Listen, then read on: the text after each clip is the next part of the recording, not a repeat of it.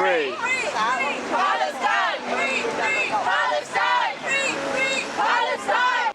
The occupation of Palestine by Israel has been one of the most controversial political topics over the past few months especially. This led to nationwide protesting around the UK from those that didn't agree. And Sheffield is no different. Here in South Yorkshire, protesters are more desperate than ever to show their disgust at the way the government has handled the situation. But what do the average people of Sheffield actually think about the protests? I just feel that everybody has a right to protest, but it can be intimidating to walk through a large crowd to get to where you want to go. I think it's a good movement what they're doing. I fully support it. I think what they're demanding is right. I don't really know because I'm not really that up to date on sort of what's going on with it. It raises awareness and people are getting murdered over there, which people can actually see it on national television. So I think something needs to be done definitely. So protests are all good. Though these are not the only forms of protests. A number of students recently held an unauthorised protest at the Sheffield Hallam Owen building. In this, they voiced their displeasure with Sheffield Hallam after seeing that they were using students' tuition fees to invest in new weapons used in the Israel-Hamas war in Palestine, specifically linking it to the military-industrial complex, a system where Western countries benefit from proxy wars by selling weapons to those involved. They overtook Chris Husband's leaving do, as being the Vice-Chancellor of Sheffield Hallam, he was the one to sanction a partnership with BAE Systems, who have supplied weapons to Saudi Arabia, a country they believe to be committing war crimes in Yemen to Muslims, and therefore further escalating Western colonialism. I see all of you watching this protest. We are here today because Sheffield Hallam University has blood on their hands. We are here today because the universities in this country are tied up in the military-industrial complex. Because universities in both of the universities in this city are used to develop weapons which are used to murder Palestinian children. We are here today because Chris Husbands wants to have a celebration. Well, we're here to celebrate. We're here to celebrate him leaving. We're here to disrupt his celebration drinks. He wants to be here. He wants to have some nice cocktails. He wants to have some nice cheese and grapes and bread. Where are the cocktails? Where is the bread? Where is the cheese and grapes for Palestinians? Many hid their identities with masks as police were called to the protests. Scenes like this protest in Market Square, London, are examples of how violent demonstrating can get. What is the benefit of protesting in this way? And more importantly, is it helping the cause or disrupting the overall message for peace? Yeah, my name is Laura Krasteva. I'm a performance maker and cultural producer. I make socially and politically engaged work, often responding to what's happening in the world now, today. I'm working on a few projects, and a few weeks ago I took part of the Sheffield Writers for Palestine, and I performed the poem, yeah. So what do you think about direct action protests as opposed to authorised protests, specifically in terms of this Palestine movement? There's two things. There's different actions.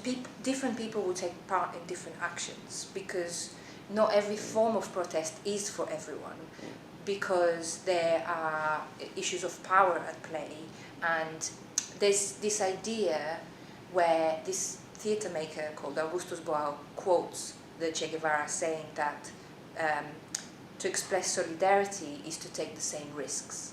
So it's really interesting actually that in the English language you don't have a name for expressing solidarity.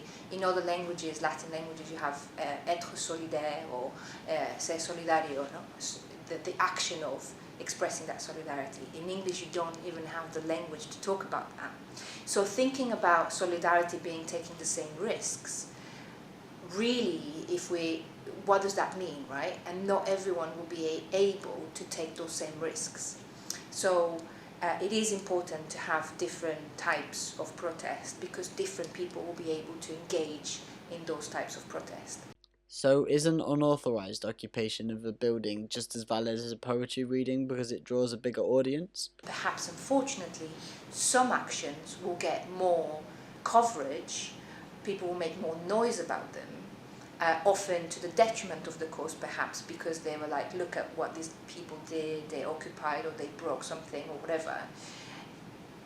However, whatever brings the spotlight to the issue at play is important.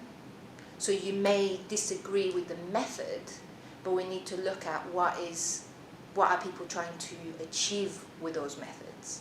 And it's easy to criticize something that is perhaps more violent or that technically is against some laws, but when you have been peacefully protesting and peacefully bringing attention to a cause for decades, for generations, and nothing's been happening, what else is left to do? Whatever your stance on this may be, we know one thing for sure. The protests in Sheffield aren't going away anytime soon, and neither is the police presence. But will we see escalation to the level of places like London? Yeah, I'm AJ, I'm a member of the Socialist Workers' Party and the Sheffield Campus Coalition for Palestine. Do you think that the campaign ultimately has been successful or unsuccessful? I personally believe the campaign's been successful, but we need to continue escalating. The fight's still not over, and we've made large gains. Zechariah Deutsch has been removed from the University of Sheffield website. More people have been joining the movement and speaking out against their universities or their employers, or overall attending demonstrations. People have put pressure on the council, the MPs and the university for being complicit in the genocide. Personally, I think we need to see an escalation in the forms of tactics that we're going to be using, and we're working to pursue that, especially as universities are going to continue to prop up Israel in funding and continue to be complicit in the genocide that's happening. How, in your opinion, do you think you need to escalate? There's a lot of different options that we've been looking at and considering and discussing. At least a few of us have. We've been working to prepare, and a lot of universities across the country have either made significant grounds because of an occupation. Leeds and Goldsmiths were under occupation. Leeds for around 2-3 weeks, I believe, and Goldsmiths for over a month, where students went in and refused to leave until their demands were met. And I believe that we could possibly see that level of escalation within Sheffield. The Sheffield Solidarity Campaign organise a protest outside Louise Haig's Labour MP office every Friday. This is to voice their displeasure at her and Labour's reluctantness to take a stand on the war in Palestine. But do they want the level of escalation that has been seen in America? I'm not sure about the word escalation, but yeah, I mean, when I saw about the protests, I was thinking, oh yeah, it'd be great if stuff like that happens here as well, because yeah, America's obviously Israel's biggest backer, and the genocide that's happening wouldn't be possible without American support. So it's really important that people are doing stuff in America, but Britain's been a massive supporter of Israel as well, and providing a lot of diplomatic legitimacy for what's happening. So yeah, I definitely welcome it if more things like that were happening over here. Obviously I wouldn't welcome the kind of police repression that the American students seem to be facing, but fortunately our police aren't quite as violent as theirs.